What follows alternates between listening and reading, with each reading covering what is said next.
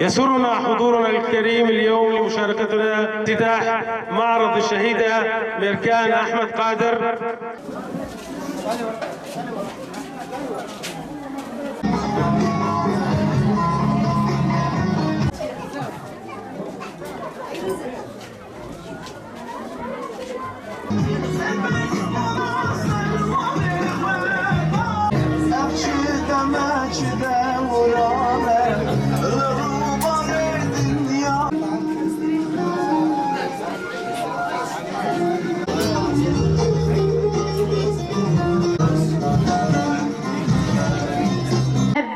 باكية وقفت على باب الأحبة باكية، فقد بات من في القلب يا قلب نائية.